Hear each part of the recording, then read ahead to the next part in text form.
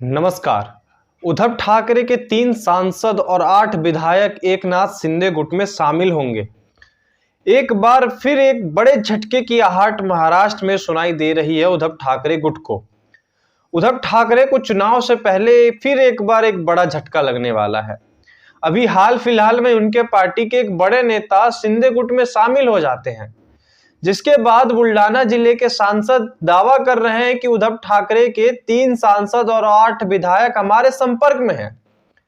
चुनाव से पहले उद्धव का पूरा गुट खाली हो जाएगा। इस मुद्दे पर है आज हमारी विशेष रिपोर्ट। लेकिन रिपोर्ट में आगे बढ़े उससे पहले आपसे गुजारिश है कि अगर आप चैनल पर नए हैं तो चैनल को सब्सक्राइब करके वीडियो को लाइक करना ना भूलें।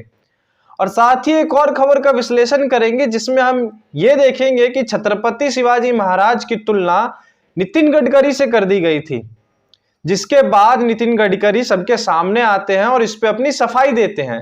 उस बात को भी हम इस रिपोर्ट में देखेंगे। तो आइए चलते हैं पहली खबर की तरफ। एकनाथ शिंदे समर्थक सांसद प्रताप राव जाधव ने दावा किया है कि उद्धव ठाकरे के 3 सांसद और 8 विधायक जल्द ही उनका साथ छोड़ने वाले हैं। शिंदे गुट में शामिल हुए प्रताप राव जाधव ने फिर से एक बार सनसनीखेज दावा कर दिया है, जिसके बाद महाराष्ट्र की राजनीति में खलबली शुरू हो गई है।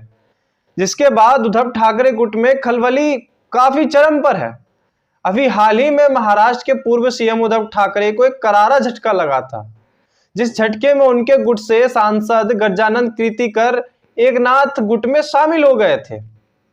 उन्होंने शिवसेना उद्धव ठाकरे की बजाय एकनाथ शिंदे वाली शिवसेना के साथ जाने का फैसला लिया था। लेकिन इस बीच एक खबर और भी बहुत महत्वपूर्ण हो जाती है, क्योंकि एकनाथ शिंदे समर्थक प्रताप राव जाधव एक दावा कर रहे हैं। उस दावा में यही है कि 3 सांसद और 8 विधायक फिर से उद्धव ठाकरे का साथ छोड़ेंगे। उद्धव गुट को छोड़कर शिंदे गुट में शामिल हुए बुल्डाना जिले के सांसद प्रताप राव जाधव ने सनसनीखेज दावा किया है। उन्होंने दावे में साथ में यह भी कहा कि पहले 3 सांसद और 8 विधायक हमारी पार्टी में आएंगे, जिसके बाद उनके पार्टी में 100% विधायक शामिल हो जाएंगे, सभी लोग।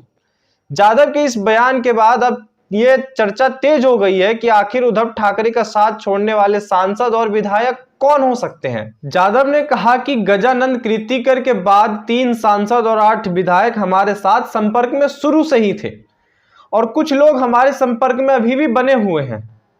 और उसमें से कुछ लोग स्थानीय समस्या के कारण, तो कुछ लोग जिले में काम होने के कारण, और कुछ लोग नेतृत्व से प्यार करते हैं, इसीलिए वो उसी जगह पे अटके हुए हैं और अभी हमारे पार्टी में नहीं आ रहे हैं। प्रताप राव जाधव ने साथ ही दावा किया कि चुनाव की घोषणा होते ही ये सारा गुट खाली हो जाएगा और सभी लोग हमारे साथ आ जाएंगे। इसी बीच सांसद प्रताप राव जाधव मुख्यमंत्री एकनाथ शिंदे के गुट में शामिल हो गए थे कुछ दिन पहले ही। लेकिन जाधव परिवार में इस वजह से राजनीतिक फूट पड़ती हुई नजर साफ साफ आ रही है। इसी वजह से प्रताप राव के छोटे भाई और मेहकर के पूर्व मेयर संजय यादव ने उद्धव ठाकरे के साथ रहने का फैसला कर लिया है। सांसद के अपने परिवार में ही भूचाल आने से बुल्डाना जिले में राजनीति पारा काफी गर्म हो चुका है।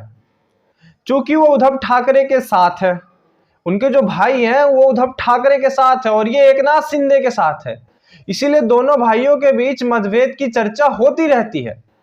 संजय यादव ने उद्धव ठाकरे के जन्मदिन के मौके पर न्यूज़पेपर में छपे विज्ञापन पर ठाकरे को और शिवसेना को प्रमुख नेता बताया था और ठाकरे को सर्वोच्च नेता। और तो और बुल्डाना जिले में शिवसेना के एक अन्य नेता को भी उनके साथ में तस्वीर में जगह दी गई थी। संजय यादव ने यह भी कहा था कि बाला साहब ठाकरे मेरे भगवान हैं और उद्धव साहब मेरे नेता हैं। इसके साथ ही बुल्डाना जिले से सांसद प्रताप राव जाधव ने एक तीखा हमला संजय राउत के ऊपर भी कर दिया। इस हमले में जाधव ने कहा है कि संजय राउत को वो मुंबई के नगर निगम के पार्षद के रूप में देखना चाहते हैं, क्योंकि पार्षद जो होता है वो 20 लाख लोगों में से चुनकर आता है और हम उनसे बंधे हुए होते हैं। अगर उनका काम नहीं हुआ है तो वो हमें जवाब दे, और हमें अगर जवाब नहीं दे सकते तो वो फिर ऐसे आलोचना करते हुए फालतू की बातें ना करे, क्योंकि संजय राउत हमेशा ही ऐसी बयानों को लेकर सुर्खियां बटोरते रहते हैं जो कि महाराष्ट्र की राजनीति को प्रभावित करती है।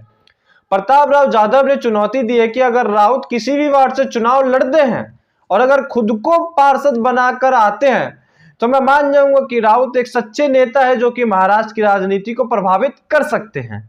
अब इस बात में कितनी सच्चाई है ये तो बुल्डाना जिले के सांसद साहब ही जाने और संजय राउत ही जाने कि संजय राउत क्या पार्षद के रूप में चुने जा सकते हैं या फिर संजय राउत को ही कोई मुख्यमंत्री बना दिया जाए। क्योंकि उद्धव ठाकरे गुट में उद्धव के बाद और उनके आदित्य ठाकरे बेटे के बाद एक तीसरे नेता संजय राउत ही अब नजर आ रहे हैं। क्योंकि ऐसा लग रहा है कि अब सब धीरे धीरे धीरे धीरे उद्धव ठाकरे गुट का साथ छोड़ रहे हैं, जिससे साफ तौर पे जाहिर हो जाता है कि अब जो शिवसेना अलग हो चुकी है दो धड़े में, उद्धव वाले गुट में कोई नेता ही नहीं बचा है और शिंदे गुट में सारे लोग आ रहे हैं। अब ये दावा भी है कि चुनाव से पहले जितने भी लोग बचे हैं वो भी आ जाएंगे। तो भाई बचेगा क्या फिर उद्धव गुट के पास, और वो किस मुद्दे पे, किस चेहरे पे वो चुनाव लड़ेगी, ये भी देखने वाली बात है और ये भी एक बहुत बड़ा प्रश्न खड़ा होता है।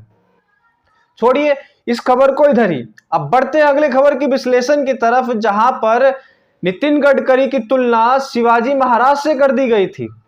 शिवाजी महाराज को पुराना आदर्श बता दिया गया था, नया आदर्श नितिन गडकरी और बाबा साहब अम्बेडकर को बना दिया गया था। यह मुद्दा महाराष्ट्र में काफी तूल पकड़ने लगा, जिसके बाद नितिन गडकरी खुद सामने आते हैं। दरअसल महाराष्ट्र के राज्यपाल भगत सिंह कोश्यारी ने शिवाजी महाराज की तुलना नितिन गडकरी से कर दी थी। इसके बाद महाराष्ट्र में यह मामला काफी तूल पकड़ता हुआ नजर आ रहा था। लेकिन अब इस मामले को शांत करने के लिए देश के परिवहन एवं राज्य मार्ग मंत्री नितिन गडकरी खुद सामने आए हैं और इस पे उन्होंने सफाई दी है। शिवाजी की महाराज की खुद से तुलना किए जाने पर छिड़े विवाद को शांत करने के लिए वो सामने आए।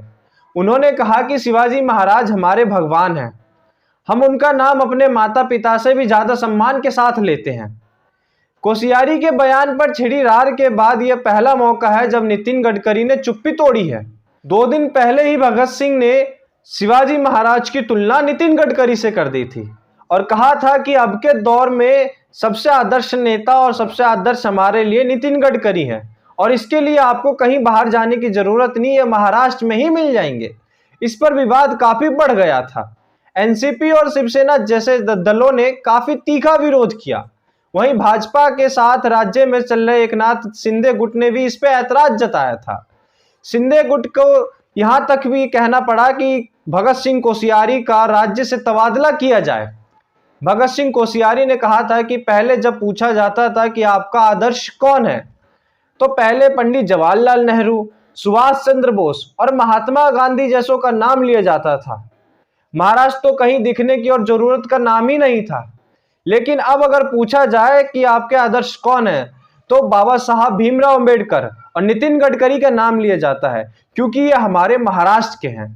दरअसल एक दिन पहले इन्होंने ये एक वाक्या एक यूनिवर्सिटी में भाषण दे रहे थे, उस वक्त इन्होंने एक कहानी कही थी, जिसके बाद ये मामला काफी तुल पकड़ता हुआ नजर आ रहा था। और अब इस मामले को शांत करने के लिए नितिन गडकरी साहब खुद सामने आए हैं। पर यहाँ पे देखने वाली बात होगी कि उनके सामने आने से क्या ये मामला शांत होता हुआ नजर आएगा, क्योंकि एनसीपी और शिवसेना इस मुद्दे को काफी बढ़ा चढ़ा कर पेश कर रहे हैं और जगह जगह प्रदर्शन भी कर रहे हैं।